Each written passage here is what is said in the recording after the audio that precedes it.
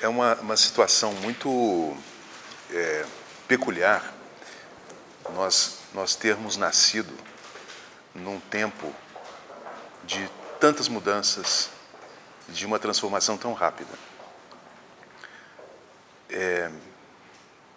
Outras gerações não viveram com o senso de urgência que a gente vive, né? Eu nem falo do senso de urgência que surge da mentalidade da produção, que nos leva a ser cada vez mais rápidos, cada vez mais pressa, né? Eu falo que outras gerações tinham uma perspectiva de futuro mais previsível, né? Mais programável do que a nossa. Eu digo isso porque uma pesquisa com adolescentes que eu tive acesso mostrou que o senso de perspectiva de futuro das novas gerações carrega uma incerteza que pessoas de outras gerações não sentiram, a não ser talvez em períodos de grande tensão social, como uma guerra mundial ou algo assim, né? Ou uma guerra local. Mas esse sentimento que habita as novas gerações revela um aspecto desse tempo que a gente vive. A incerteza em relação ao futuro, ela se configura como uma mudança necessária na maneira como nós nos organizamos socialmente e economicamente, por conta de uma, vamos dizer assim, de uma crise previsível que já é vivenciada, né? Que é a crise ambiental. A crise ambiental, ela exige medidas muito rápidas, porque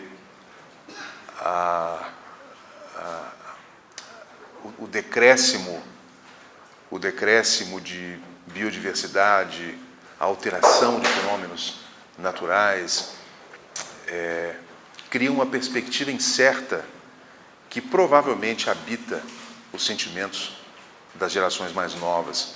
E se nós fôssemos olhar mais profundamente até em nós, na minha geração e outras, provavelmente nós sentiríamos também uma angústia aguardada em relação ao que vem. E alguns pensadores têm dito que esse tempo, ou ele se configura para a entrada numa era ecológica, né, ou ele não se configura, né? E apesar de que essa é uma fala que vem habitando o discurso dos ambientalistas já há muitas décadas, e que, de fato, se transformou numa preocupação em termos internacionais, a gente tem testemunhado como as mudanças na direção de uma era ecológica, que significa uma revisão de algumas crenças da nossa cultura, tem ocorrido de uma forma mais lenta do que a ciência indica que deveria acontecer. Agora nós estamos nos aproximando de mais uma das conferências sobre o clima, que vai ocorrer no final do ano. E o desejo de todos é que as autoridades diplomáticas e os chefes de Estado encontrem acordos e que dali surjam medidas muito concretas para direcionar o fluxo da nossa civilização na direção real da sustentabilidade. Mas, vamos dizer assim, não é muita gente que acredita que isso vai acontecer. As forças, vamos dizer assim, políticas e econômicas e mesmo psicológicas envolvidas, elas acabam gerando uma indisposição para uma mudança rápida o suficiente. E assim como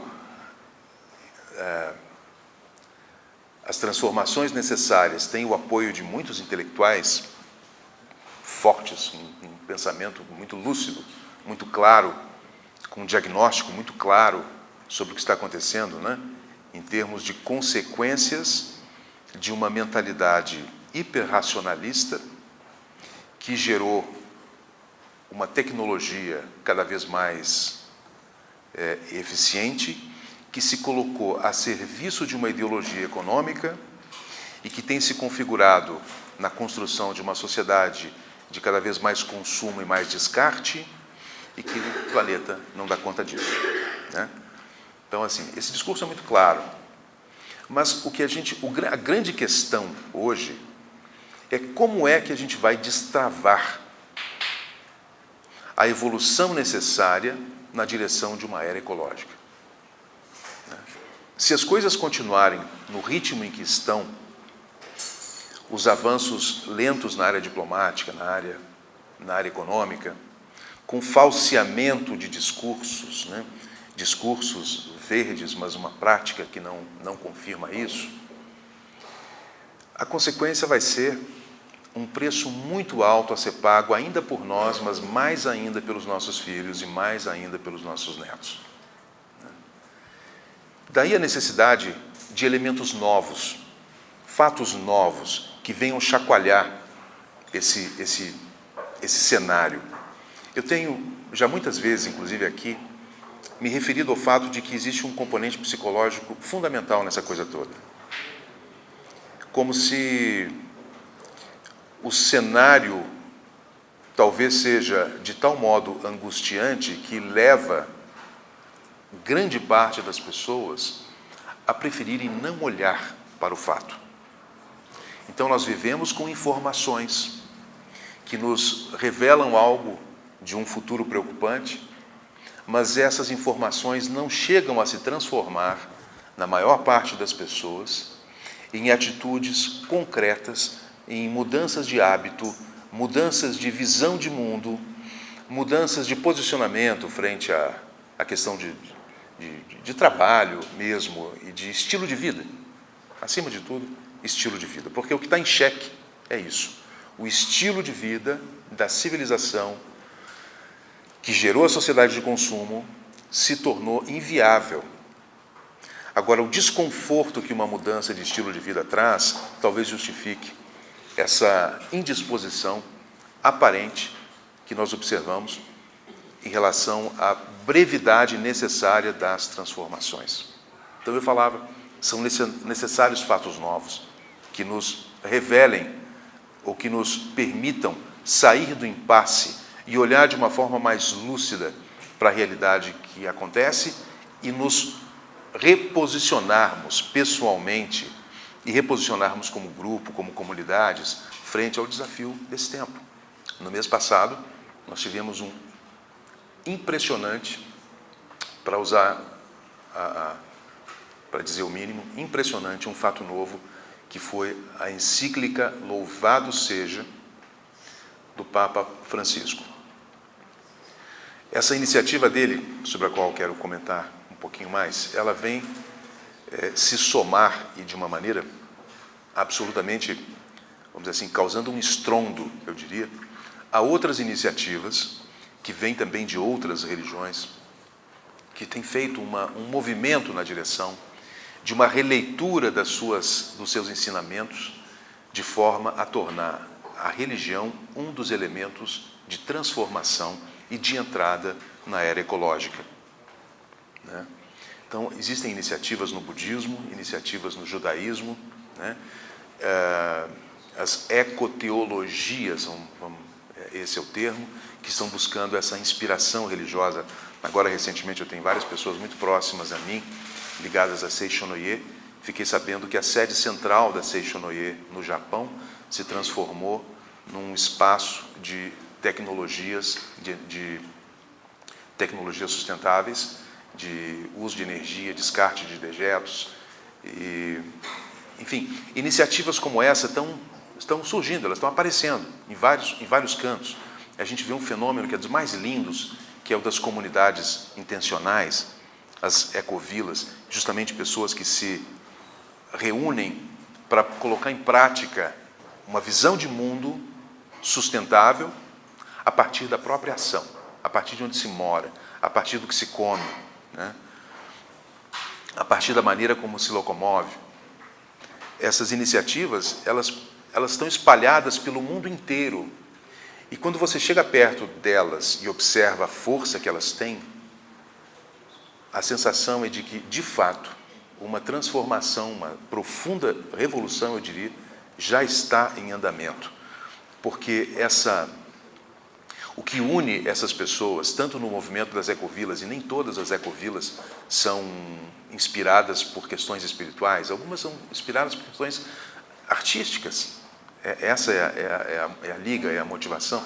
Outras, simplesmente viver de acordo com princípios permaculturais, ou princípios ecológicos, né?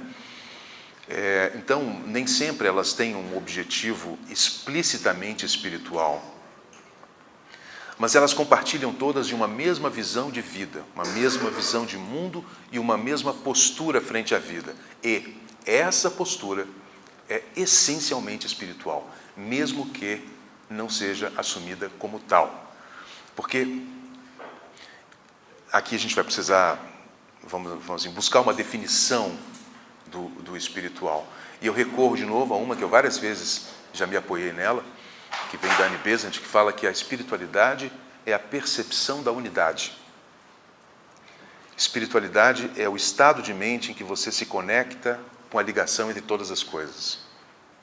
Quanto mais você intui essa conexão entre tudo, mais qualidade espiritual surge na sua consciência. Essa é a definição que para mim mais faz sentido. E é por isso que mesmo quando esses movimentos não têm uma fala explicitamente religiosa ou espiritual, a espiritualidade é o sangue que pulsa nelas, né? O que nos remete, inclusive, à compreensão de que uma outra espiritualidade está surgindo, e uma espiritualidade transreligiosa, né? Para além das instituições. E muito porque, provavelmente, porque essa necessidade espiritual desse tempo, que é um tempo que já viveu o obscurantismo religioso e ultrapassou esse tempo, essa época, que viveu o materialismo científico e já está ultrapassando essa época, né? Hoje vive um tempo de lançar pontes, de ver o conhecimento, ver a realidade conectado, ver as diferentes fontes de conhecimento dialogando, uma visão integrada, transdisciplinar da realidade. Essa é a necessidade, né? Então, esse tempo é o tempo que busca enraizar uma percepção transdisciplinar da realidade. E parece que quando se fala de transdisciplinaridade, se fala de percepção das conexões, das interconexões. Portanto, o pensamento transdisciplinar, ele costuma vir acompanhado de uma qualidade espiritual, não religiosa, mas uma qualidade espiritual. Uma fala sábia, uma fala que amplia, uma fala que dá sentido, dá significado, né? A transdisciplinaridade veio justamente por conta da percepção do limite do pensamento disciplinar. A visão setorizada do real carece de uma percepção da totalidade. E por mais que seja difícil e limitado, sempre limitado, tentar olhar a totalidade, a mera busca de uma percepção das ligações já provoca uma outra qualidade na consciência.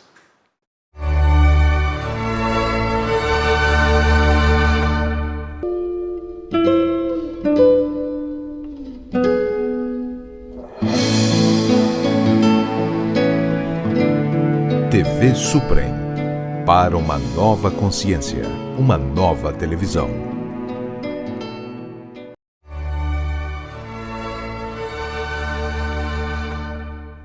Então, isso surge.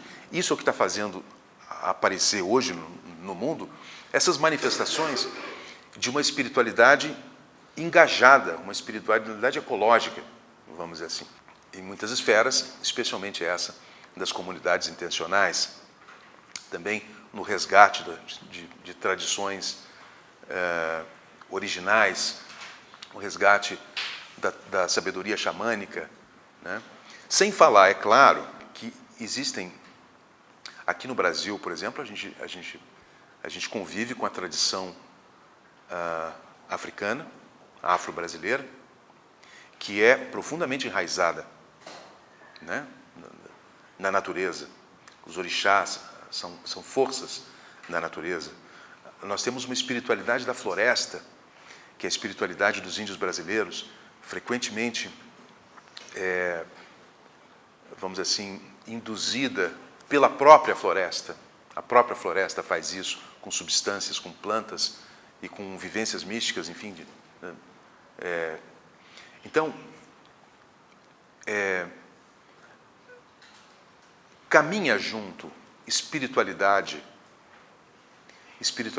com essa ampliação da percepção e com uma revisão dos nossos sentimentos em relação à natureza.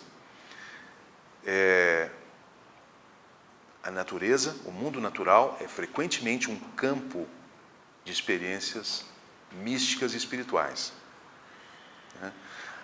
O mundo natural foi usado como apoio para práticas místicas avançadas, radicais. Os estudantes de teosofia, de religiões comparadas, sabem disso, o que é a tradição do deserto, o que é a tradição da montanha para os budistas e para os yogis, os jardins criados para a introspecção, gerados pela tradição Zen, enfim, toda essa relação entre natureza e espiritualidade, ela pulsa, né? Ela pulsa. Mas as principais religiões, e esse é o ponto novo, né? As principais religiões, no seu raciocínio, na sua linha de raciocínio principal, né? Quando tocam na questão do espiritual e do ecológico, né?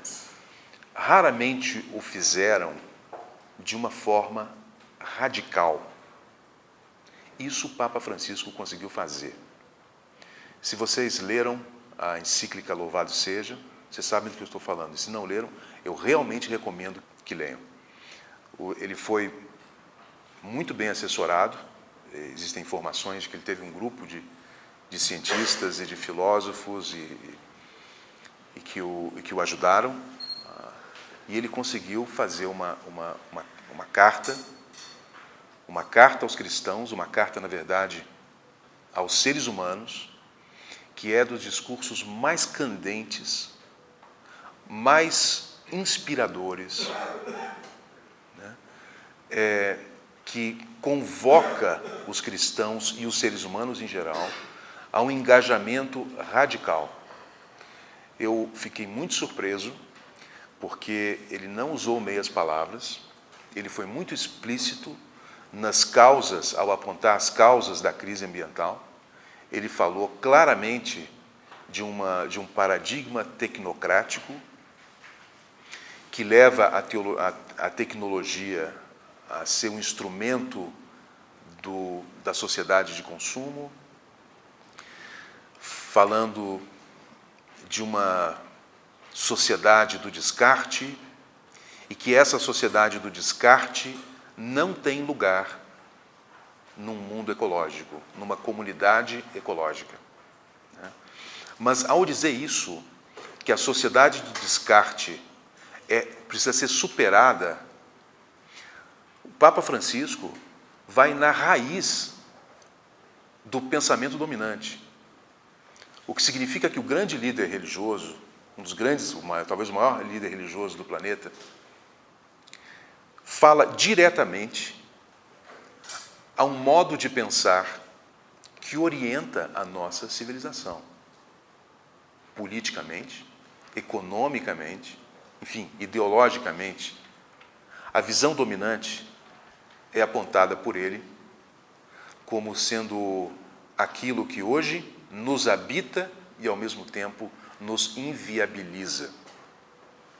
E que a entrada numa era ecológica exige uma revisão profunda de crenças.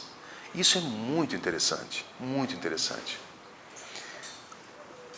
Voltando um pouquinho atrás, nos anos 60 começou o discurso por meio de um artigo na revista Science, né? Revista Science dos anos 60, uma das mais importantes, se não a mais importante revista científica no mundo. Um historiador apontava num artigo nessa revista que a raiz da nossa crise ambiental está nas religiões. Uau! Né?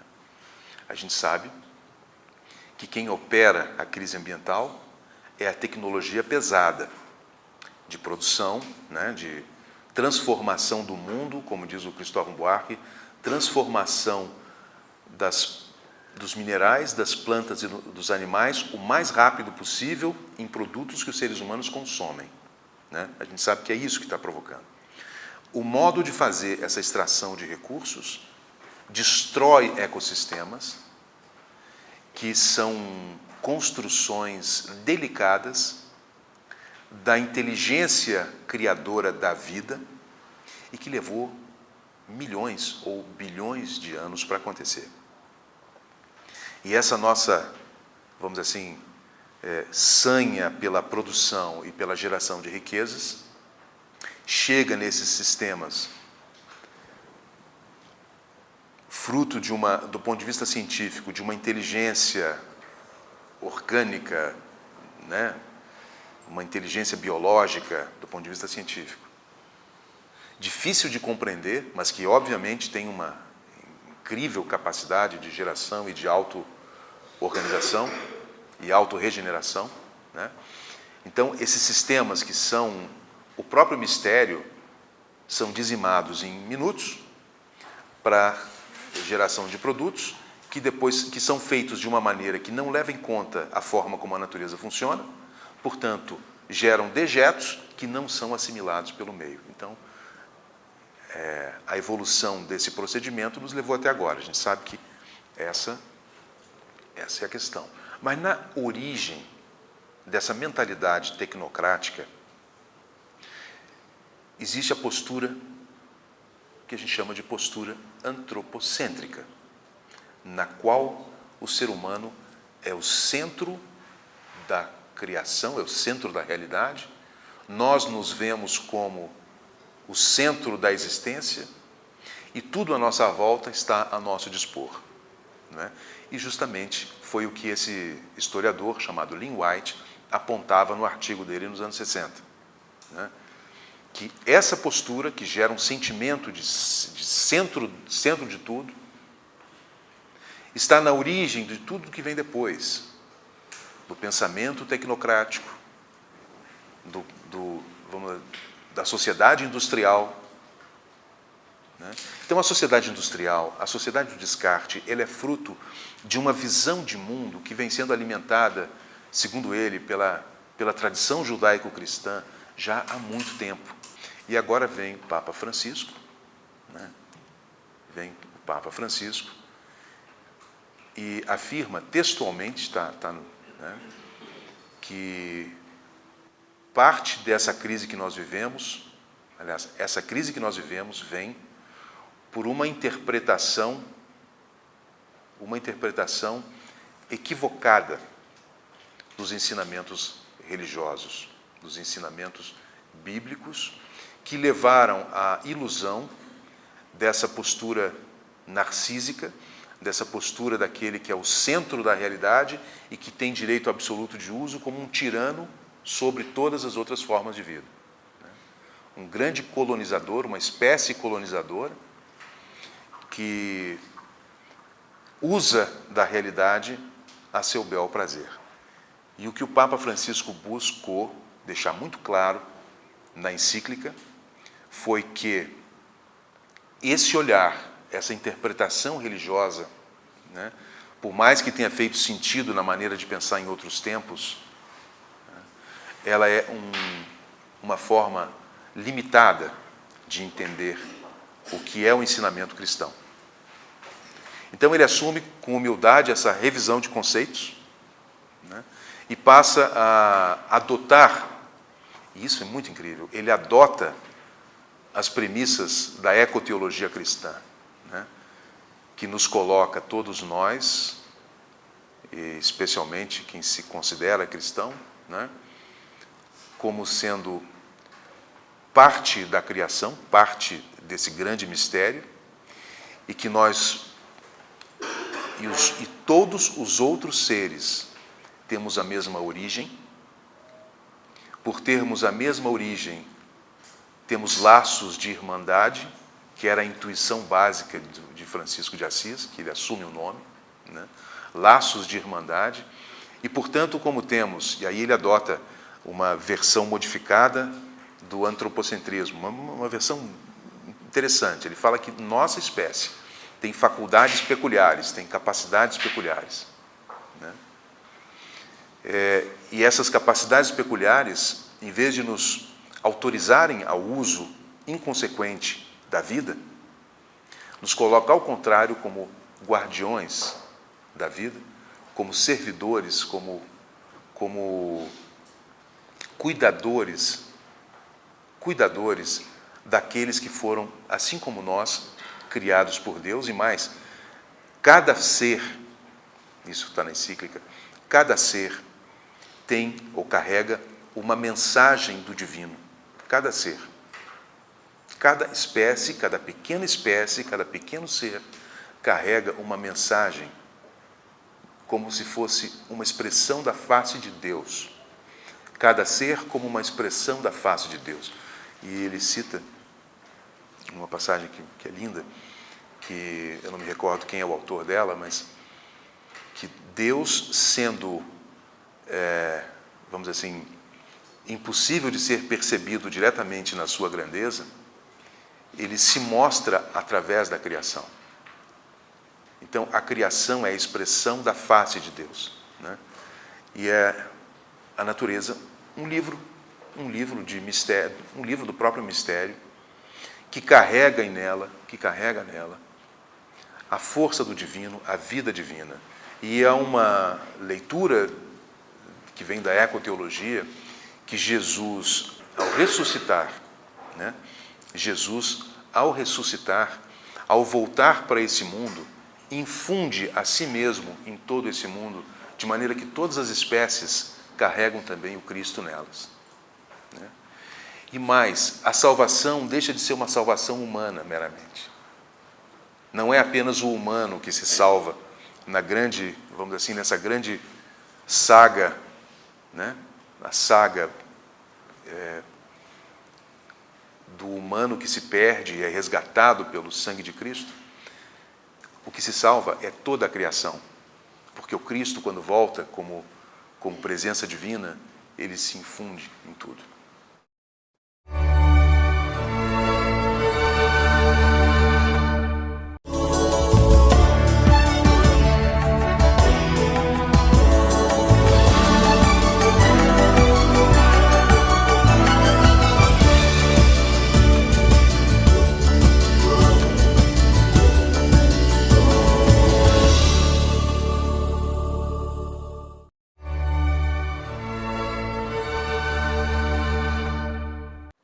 Então, para cada ser que habita conosco esse planeta, em cada ser existe ali a presença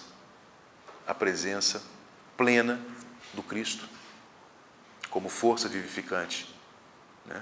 Como parceiro que está soerguendo toda a criação e levando essa criação de volta ao Pai, né? Então, com essa releitura de ensinamentos cristãos, ele vai muito radicalmente na necessidade de uma conversão ecológica do cristão. E, de resto, uma conversão ecológica de toda a humanidade. E isso envolve, e aí ele usa algumas das ideias mais de ponta hoje. Primeiro, no diagnóstico da crise ambiental, né? Segundo, no diagnóstico da saída da crise ambiental, né? Quando ele se refere a um novo uso de energias renováveis, pequenos cuidados que nós precisamos ter em relação enfim, a nossa ação ao uso de energia, ao uso do lixo, né? A preservação dos recursos, da água especialmente, né? O cuidado responsável com a compra. Ele integra a ação política da compra. Ao comprar, você escolhe o seu futuro. Ao comprar, a escolha que você faz do que você vai comprar, você está, na verdade, escolhendo o futuro do seu planeta e a cara da sua sociedade. O ato da compra como um ato revolucionário. E dentro desse reposicionamento, ele deixa muito claro e dialoga com os achados, né, da ecologia profunda, que afirmavam ainda nos anos 70, 80, que o mero conhecimento não é suficiente para essa conversão. O Papa Francisco diz: é preciso que nós olhemos para a realidade e temos que acolher a dor da realidade. Sentir essa dor, a dor do que acontece, a dor da perda das espécies, a dor do que outros seres sentem, a dor dos pobres, né? A dor dos excluídos, e assumir essa atitude para que essa sensibilidade se converta numa atitude ecológica, porque já é muito claro, o mero conhecimento não faz absolutamente nada, a informação fica na cabeça, é praticamente inútil quando se fala em filosofia de vida, em postura. É preciso que algo mais profundo aconteça no coração, uma ressensibilização em relação ao que realmente acontece. Né? Nossa realidade nos distrai. E especialmente aqueles que têm um pouco de conforto na vida, facilmente esquecem que esse conforto que nós vivemos existe às custas de continentes e de países que não têm o mínimo. Então, a nossa organização social, ela é profundamente injusta. E uma organização social que é profundamente injusta carece de espiritualidade mesmo. Por quê? Porque carece de ética. Então, tem uma questão ética envolvida no nosso estilo de vida, que não é só um atentado ético contra outras espécies, mas especialmente um atentado ético contra irmãos de outros países, de outras culturas, e especialmente da parte subdesenvolvida economicamente do mundo. Então, sem meias palavras, ele diz muito claramente: não dá para continuar como nós estamos. A sociedade do descarte precisa acabar. E nós temos que ter a liberdade de já começar a pensar no que vem depois. E o que vem depois, como uma inspiração espiritual, ele precisa carregar outros estilos de relação. Um outro estilo de relação com o humano, um outro estilo de relação com o natural, né? E, em certo sentido, um outro estilo de relação conosco mesmos e com o sagrado. Porque a vivência do sagrado, desconectada da dimensão social, da dimensão ambiental, ela, de certa forma, é uma dimensão alienada, é uma relação alienada. É uma religiosidade alienada. E é isso que o Papa Francisco tenta reverter.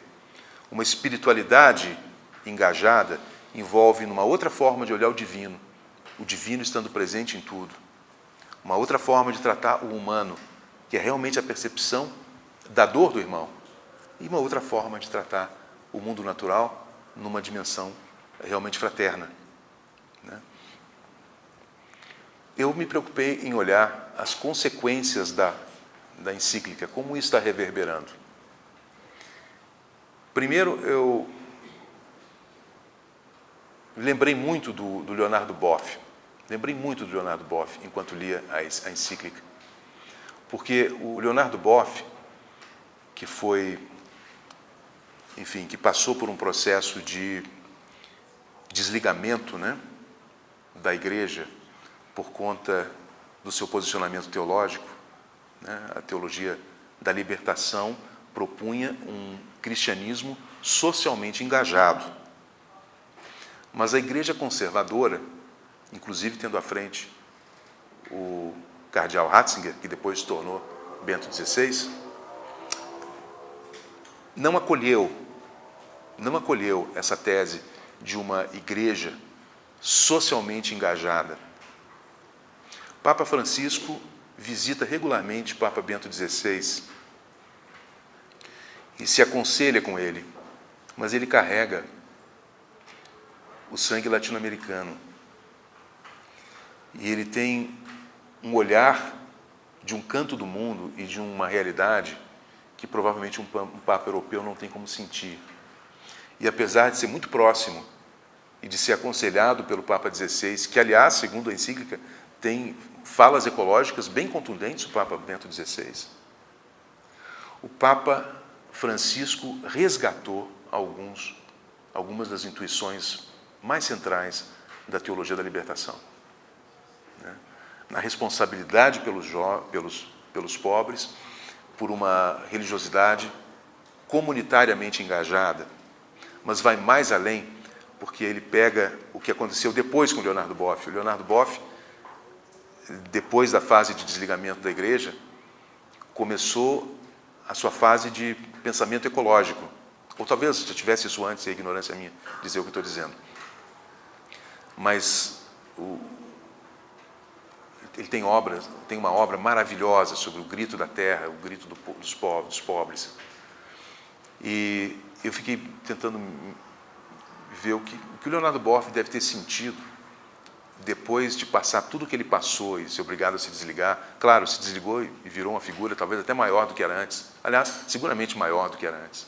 Essa encíclica, ela consegue integrar um olhar crítico para o social, crítico para o econômico, crítico para o ambiental, mas fazendo proposições que passam essencialmente por uma conversão interna.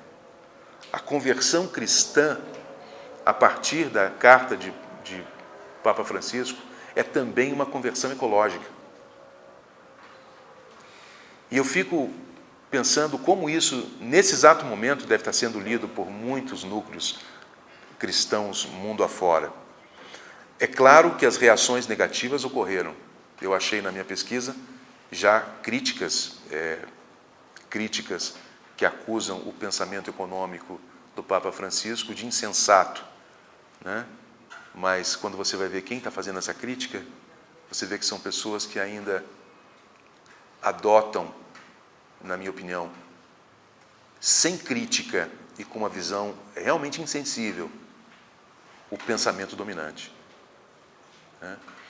Então, é óbvio que o pensamento dominante, que é onde está o dinheiro, onde está o poder, vai se opor a esse ato de coragem do Papa Francisco, mas ele conseguiu captar o que tem de mais avançado no pensamento científico e o que tem de mais avançado em termos de movimentos sociais, né? O que está nascendo espontaneamente, essa nova espiritualidade, esse modo espiritualmente engajado de olhar para o social e de olhar para o ambiental, tudo isso tem ali uma enorme inspiração. Então, eu vou terminando por aqui e vou abrir aqui para discussões.